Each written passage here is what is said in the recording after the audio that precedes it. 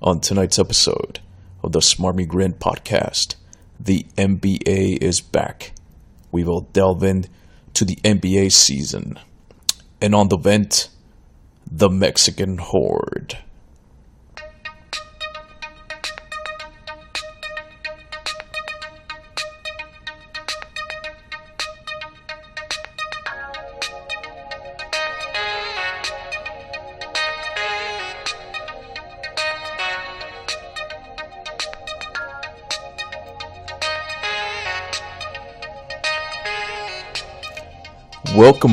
Welcome back guys to another episode number 17 of the Smarmy Grin Podcast. On tonight's podcast, we're going to talk about the NBA season, just started a couple nights ago.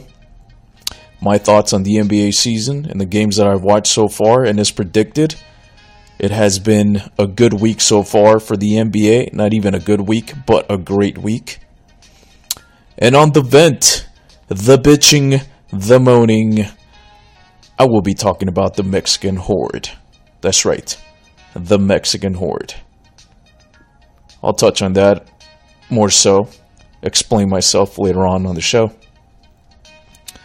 Anyways, welcome back guys, this is your boy JL. Thank you for listening, and welcome back to the Smarmy Grin Podcast. It's been a couple of weeks since I've done a podcast. Been busy doing some other things.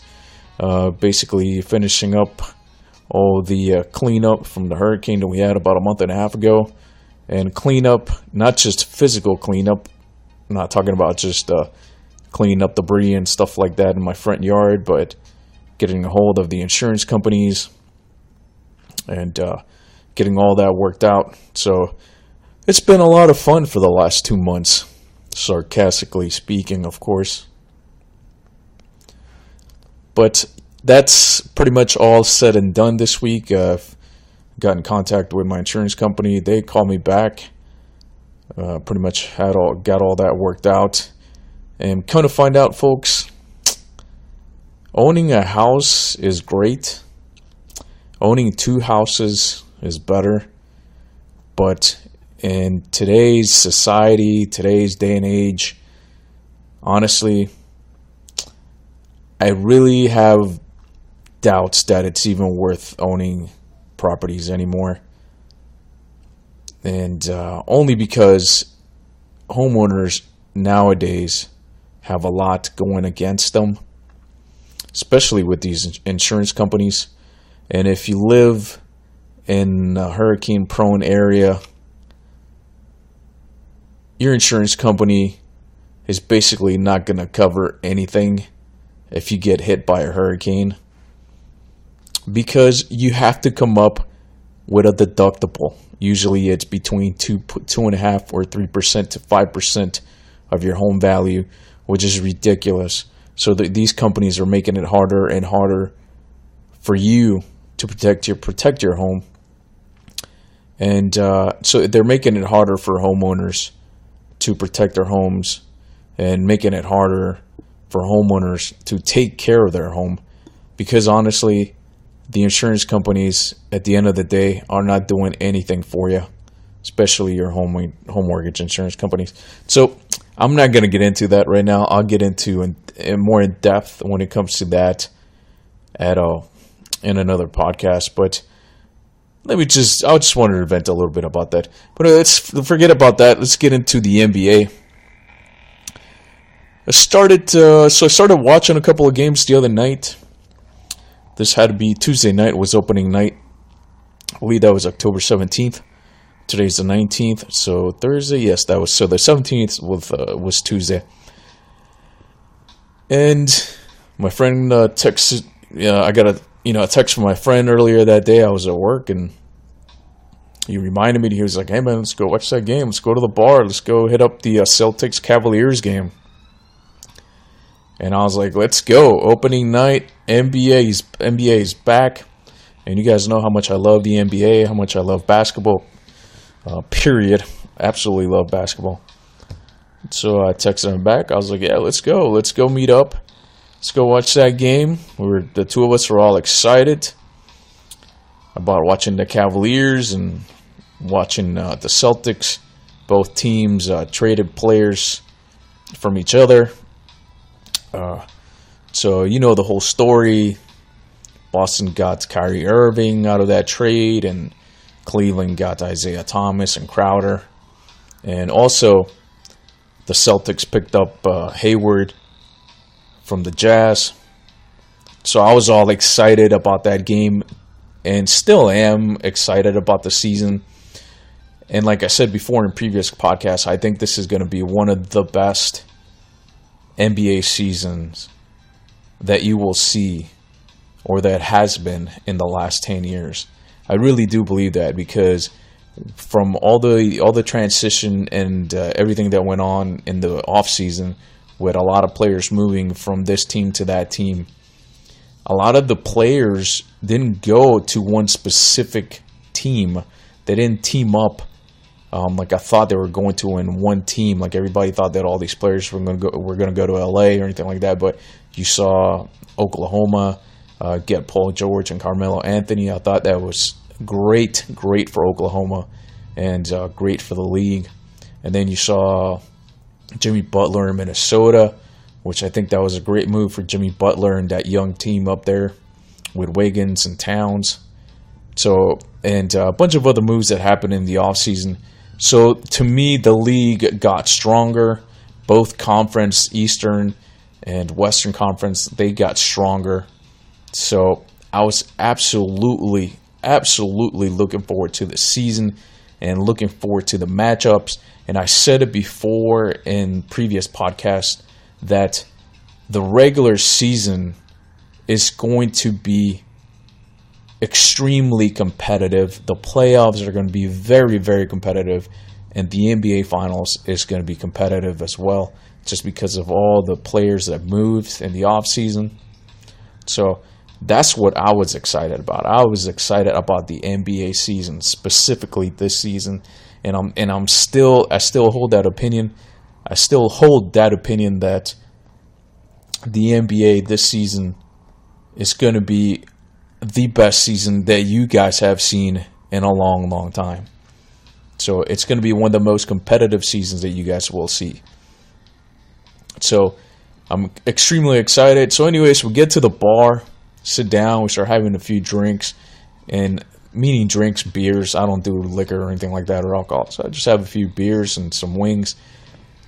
And we're all excited about this game. And 5 minutes into this game, you see Hayward go up for an alley-oop. And him and LeBron collide in midair. LeBron was going for the steal/block, and Hayward was going for the alley-oop. They both collide in midair. Hayward comes down, and he comes down awkwardly on his leg. And his left leg basically folded underneath him, and his ankle folded. So we were watching this at the bar. Everybody at the bar was just like, oh my God. I mean, I'm not a Celtics fan. I'm not a Cavaliers fan. I'm just a basketball fan. I grew up a Magic fan. But I'm not even a Magic fan anymore, and you guys understand why and know why. And in another podcast, I'll go more in depth than that. But anyways, so back to Hayward. So everybody in the bar sees this fall, and everybody, oh my God, we felt so awful. It was probably one of the worst injuries that I've seen live, as far as at a live sporting event. And I've seen some really bad football hits and injuries and stuff like that, but this was nasty because he was up in the air and he came down, and his left leg folded. So the guy was on the ground. The Cleveland bench, you could see their reaction. They were just upset. LeBron was upset. Obviously, the Boston bench was upset. And the fans in Cleveland were upset of what happened and what transpired with this injury. It was just an awful, awful injury. And I feel so awful for Hayward because he just signed with Boston. And I was looking forward and seeing him play this year with Boston and seeing how well he would play this season. So I just feel cheated. I feel cheated that I'm not going to be able to see him play with Kyrie and the rest of those guys in Boston. So extremely, extremely sad when you see a really nice guy like Hayward and a classy guy like Hayward and a good young player like Hayward get injured like that. It happened to Paul George a few years back, and that sucked. I felt cheated then because I'm a huge Paul George fan, and so it kind of reminded me of that injury. So come to find out, Hayward has a broken leg, and so now it's been 2 days since the injury, and now he's recovering. He's beginning his recovery process. So my thoughts and prayers go out to Hayward, and I hope he makes a speedy recovery, and I hope when he comes back better than ever, and I think he will. He's a tough-minded young player, so he will, and I wish him all the best. But anyways, it was kind of a downer when you see a play like that transpire, when you see a guy get hurt in any game that you watch, regardless if it's football, tennis, or basketball, or baseball. So we watched that, and I would say for that whole first half, I was bummed out. I was bummed out for Hayward. I was bummed out for Boston because Boston, that's Boston's first year with all these new acquisitions, all these players playing together. So I just felt bad for the team. But, people tend to forget that the X factor in Boston, it's not even a player. It's not even a guy that's on the court. It's not even a guy that's on the bench that's part of that team, that plays with that team. The X factor, the way that I see it, and yes, I think Boston is going to struggle. Of course, they don't have Hayward now for the rest of the season. So yes, they're going to struggle in certain areas. But the X factor in this whole scenario is Brad Stevens. And Brad Stevens, to me, in my personal opinion, since he's been with Boston, he's made miracles happen in Boston with the teams that he's had. He has gotten the most out of his team. And I think another guy that does that for their team is Popovich. So Brad Stevens hasn't won a championship yet, but Brad Stevens is on that Popovich level. He's climbing that Popovich ladder as far as getting his teams ready to play and focused. And the X factor to me for Boston is Brad Stevens. And all I've been hearing all week long, and all of you Boston fans, Boston Celtics fans, and I'm giving you what I see, my personal opinion. I don't think you guys should be worried. I think that you guys are in the top 3 teams in the East. There's other sportscasters that are saying that the Celtics are going to be maybe the 5th best team in the Eastern Conference, the 6th best team, and I don't see that. I see Boston being the 3rd best team in the Eastern Conference and close to 2nd. I really do that. But I see them at the 3rd spot all year long, and I see them at the 3rd spot at the end of the season. And the reason why I say that is because they have one of the best coaches in the NBA right now, and that's Brad Stevens. And he's the X factor. That guy can coach. And if you know anything about Brad Stevens, he has close relationships with his players. He really does care about his players, and current players and former players, and his college players, the kids that he had when he used to be a college coach. So to me, that's why I have Boston at number 3, at the 3 spot for the whole year, because of Brad Stevens. And that team is going to be all right. I saw this kid Brown that they have, and he's been playing really well, athletic and smart player. And but you have to be smart to play with Brad Stevens. So they have a lot of good smart players. No pun intended on smart. That's one of their players. So they're going to be all right. I think Boston's going to be all right. Cleveland's going to be Cleveland, and I think that Cleveland. I think a lot of people are overlooking Cleveland, and as far as going into the finals and maybe meeting the Warriors at the end of the season. So who knows what's going to happen, because the Western Conference is going to be interesting too. It's not going to be an easy road to the finals for the Warriors this season.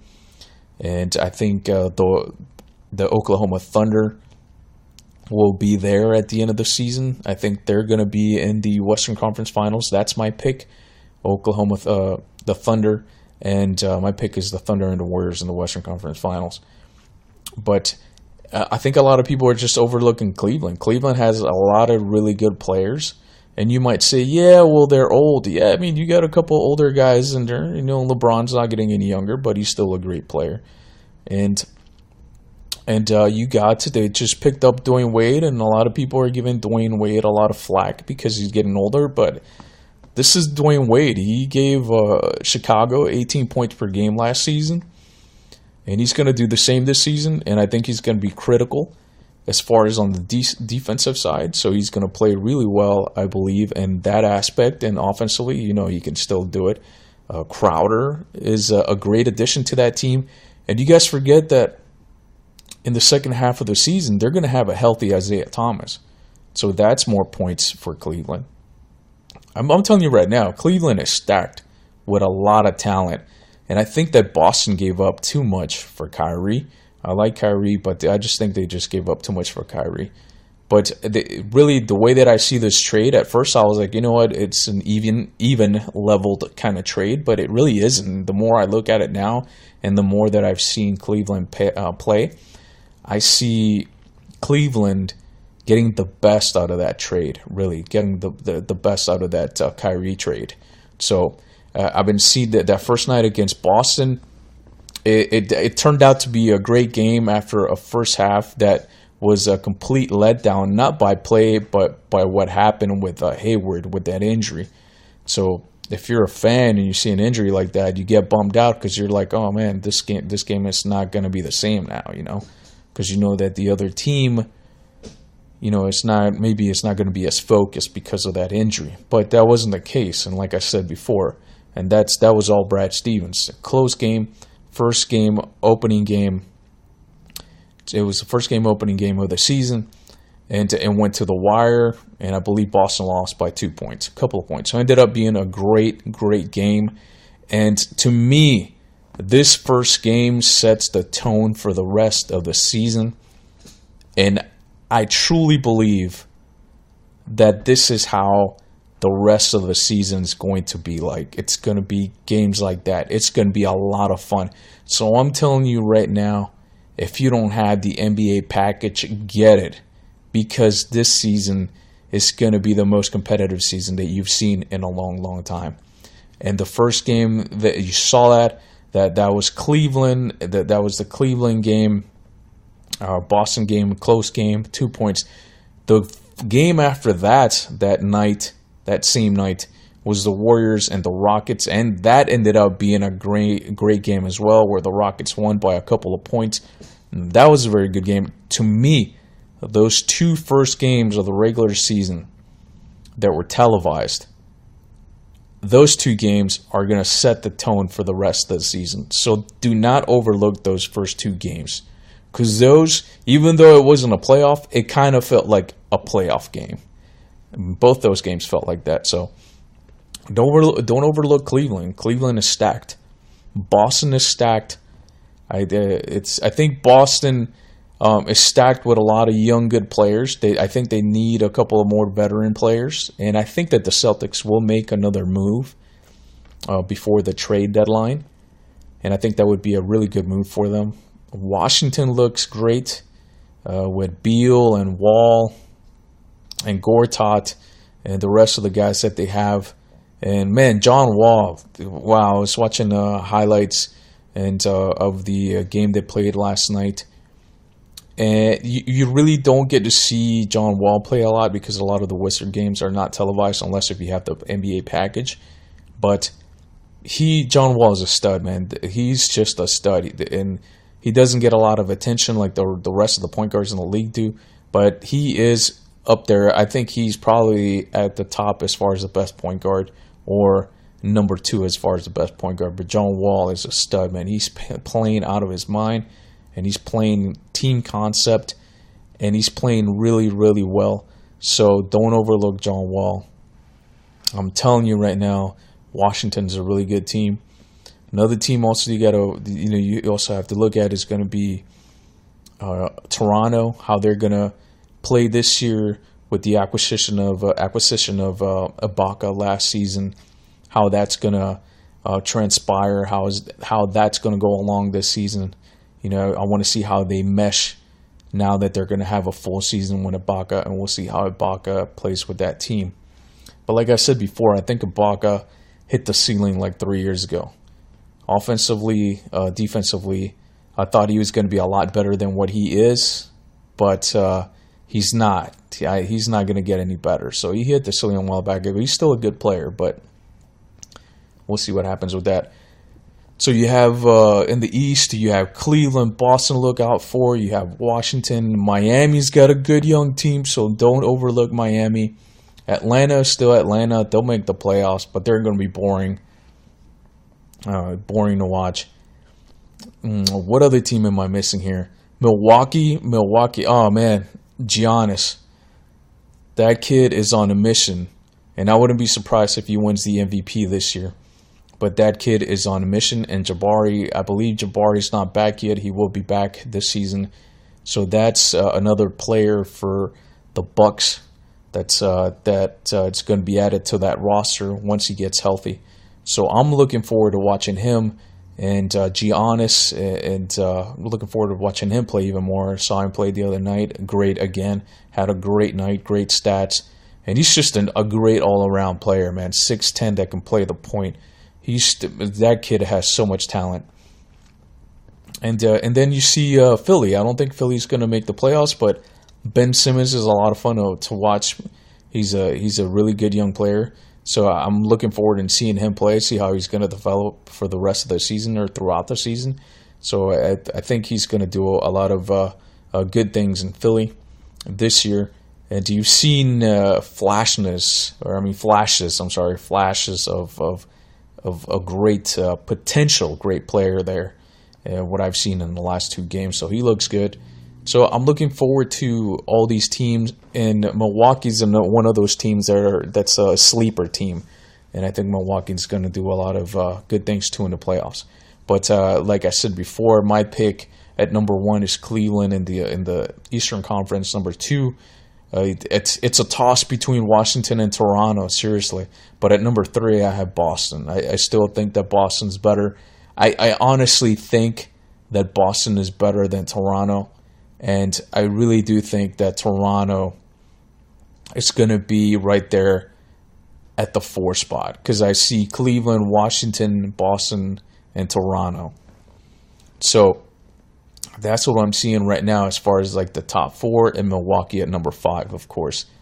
Now in the Western Conference, what can you say? You have the Warriors at number 1. Number 2, I got the Thunder. Number 3, Houston looks... I hate to admit this, but Houston looks really, really good. They look great offensively. Defensively is another story, only because James Harden doesn't play defense. And if you want to be a great player in the NBA, you have to play both ends of the court, not just one end. And there is no doubt that James Harden is a great offensive player, but he's not a great defensive player. So I have them at number 3, but I have him at a tie at number 3 with San Antonio, because I'm not one of those guys who's going to sit here and say, well, they don't have it. No. I mean, they have Popovich, they got Kawhi, they got Ginobili, they got Marc Gasol, they have LA, LaMarcus Aldridge, they have Green, they have Patty Mills. So they have a lot of, they still have the core of those guys that have been together for the last couple of seasons. So they're going to be in it. But I cannot give Houston that number 4 spot, only because San Antonio is there. And to me, defense wins games. So I got him at a tie at number 3 with Houston and San Antonio. And so that's going to be, I'm telling you, those 4 teams right there, those 4 teams, when they go up against each other, those games are just going to be amazing. It's just the same thing with the Eastern Conference. Those first 4 or 5 teams, once they go up against each other, those games are going to be great, great games. So I'm looking forward to seeing that. You already saw that the first night, the opening night, Houston and Golden State, and that was such a great, competitive, fun game to watch. And that went down to the wire. So that's what I expect for the rest of the seasons. The NBA this year got better, folks. The NBA got more competitive. The NBA got better. And the teams and the players did it right. They made the right trades. They acquired the right players. And you didn't see this 3 players buddying up with this guy or that guy. But you saw it in places that you were not expecting in small market teams, which I really like, which I really love, because those small markets need things like that. A small market like Oklahoma and a small market like Milwaukee, who's got 2 young studs there, and then a market like Minnesota, which is a small market, and they have 2 young studs, and on top of that, they get another stud in Jimmy Butler.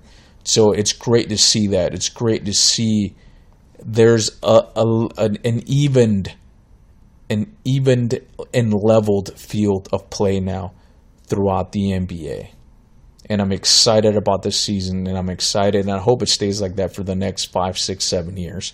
So I'm looking forward to watching the NBA this season, and I'm so excited. I'm telling you guys, get the NBA package, because it's going to be a lot of fun to watch all these games this year. So I will be getting it soon, and I will be watching all these games. And those are the reasons why I'm watching all these games. But again, I just want to say, man, Hayward, I hope you come back soon, and I hope you come back better.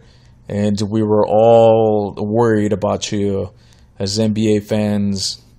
We were worried about you when you got injured, and that was tough to watch, man. So I'm hoping and wishing the best for Hayward. So I hope you get have a speedy recovery and come back and start playing again, man. So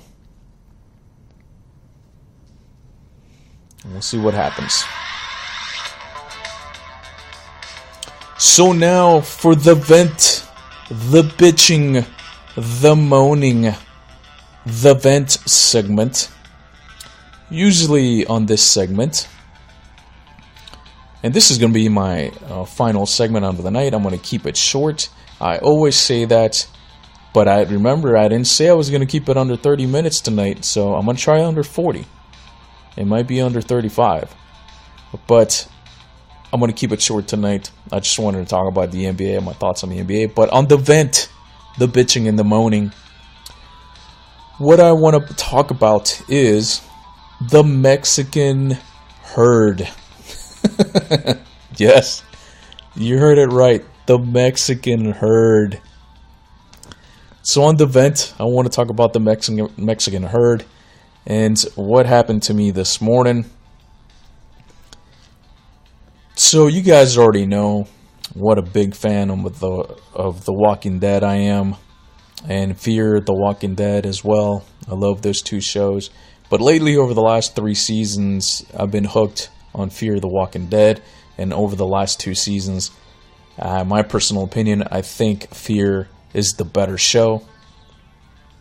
So in the season finale of Fear the Walking Dead, which I just watched the other night. If you guys haven't watched it, spoiler alert. So there was a huge herd of zombies in the season finale that was going to hit one of the camps, or let's call it our main characters. So this herd was going to hit this camp, this huge herd that you've never seen before. It was just thousands of zombies that were on their way to hit this camp. So if you watch the show, this is what they call a gathering of zombies, a herd, like a herd of cows. So this morning on my way to work, and I've said it before, I get up early, like around 6. I got to be at work at 7. And I'm sure that a lot of you guys have to do the same thing. And that you know that when you get up that early, you're barely awake. And first thing in the morning, not even a cup of coffee helps out. It does help out a little, but not that much because you're still sleepy and you're still tired. So you're basically a zombie in the morning. So for some particular reason, around the area where I live, Thursdays is basically the busiest day of the week as far as traffic is concerned. And what I mean by traffic, I'm not just talking about traffic on the road traffic, but also at a gas station / convenience stores or whatever you want to call it. So here in Central Florida and in Florida, we have these convenience stores or gas stations called Wawa. I don't know if you guys are familiar with them. If you live on the East Coast, you're familiar with them. If you live in the Midwest or the West Coast, you're probably not familiar with them. And they are the best things that ever happened as far as gas stations are concerned. The best things that ever happened in Central Florida and in Florida. My personal opinion, I absolutely love Wawas. And when you get one in your neighborhood, you will know why. So every single Thursday, I stop at Wawa and get myself a cup of coffee. And I know that I have to leave my house at a certain time. And I have to be there at a certain time on a Thursday. So if I get there before 6:40 on a Thursday morning, so if I get there around 6:35, I'm good to go because there's not going to be a lot of people in there. So I can just get my coffee, and get my creamer, and just mix it, and then bam, go to the cashiers and cash out and leave, and that's it. I don't have to wait or anything like that. I don't have to go through a bunch of people, blah, blah. Now, if I get there at 6:40 or past 6:40, it's a different story, man. There will be a bunch of people in there in that store after 6:40. 6:40 in the morning, there would be a lot of people in that store after 6:40, and you basically have to go through a herd of people just to get your coffee and just to pay, and just, to cash out and pay for your stuff. So this morning, I pull up to the Wawa, get in the parking spot. I look inside, and because I got there at 6:35, and I'm like, all right, thank God. I probably got there like around 6:37, 6:38. So I was like, all right, thank God, nobody in there. Bam. In my head, I'm like, it's going to be easy. Get in, get out. That's it. Everything was fine. Get in the store, go to the coffee station, get my cup.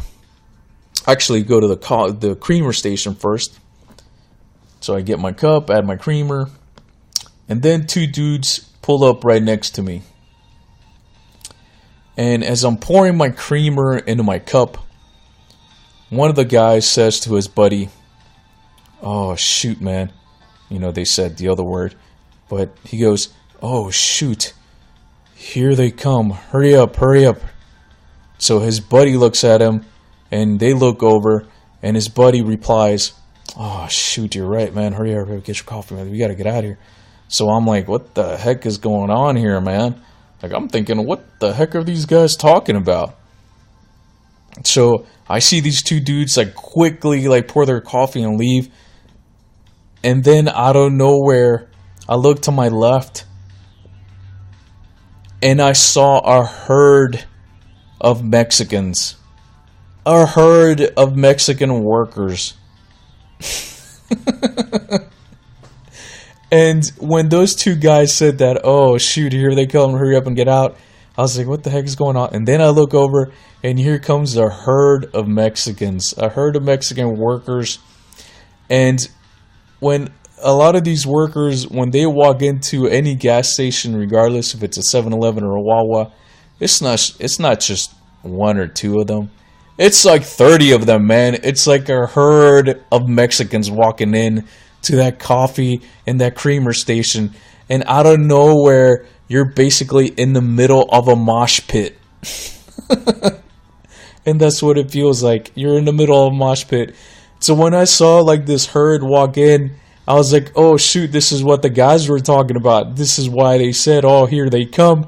So I just started laughing because I was like, man, those dudes, they knew what was coming. And I didn't. I didn't know until I was in the middle of this Mexican mosh pit. So, and keep in mind, I'm only like 5'7". No, I'm actually 5'8". And on a good day, when I have my lifts on, I'm like 5'10". And these guys are like the Oompa Loompa of Mexicans. They're like 5'1". So I'm like a giant standing next to these guys. So I'm like a giant standing to these guys. So I'm just laughing because the first thing that came to mind was that herd of zombies that I was watching from Fear the Walking Dead the night before. And this is what it felt like. It felt like being in a herd of Mexican zombies, because basically that's what we all are in the morning. We're zombies because we're not even awake, and we're just barely walking and barely doing anything because we're half awake and our body's not even there yet. So this is what I felt like. I felt like I was one of those characters from Fear the Walking Dead in the middle of a herd, and I gotta smack everybody around so I can get to my pumpkin coffee and pour it in my cup and just leave and survive the Mexican herd. So this cracked me up all the way to work because I just kept replaying those two dudes' comments. The one guy saying, oh, hurry up, here they come. And to me, it felt like I was in like this is what Mitch Hedberg called it, and he said it perfectly. I felt like I was in a car and my car wouldn't start because the serial killer was coming after me. So this is what it felt like when these dudes said that, hurry up, here they come. It felt like I was in my car, and it felt like I couldn't get my car started. So as soon as they said that, here comes the herd of Mexicans, man. The herd of Mexicans. So that's what I dealt with this morning. Not that it was anything bad. I got my coffee and left. I just don't like being around a lot of people all at once. And you guys know how I'm not good with traffic. So I just thought it was hilarious, and I wanted to share my little story with you guys. So next time you get your cup of coffee in the morning on your way to work, make sure you do it before 6:40, because after 6:40, regardless of where you're at, and you know this is true, you're going to get hit with a herd of Mexican zombie workers. Well, that's the end of the Smarmy Grin podcast, and I kept it under 40 minutes tonight. Episode number 17, and thanks for listening, guys. And I'll see you guys next time. And thanks for listening again to the Smarmy Grin podcast. I'll talk to you guys next time. Y'all have a great night and a great week. See ya!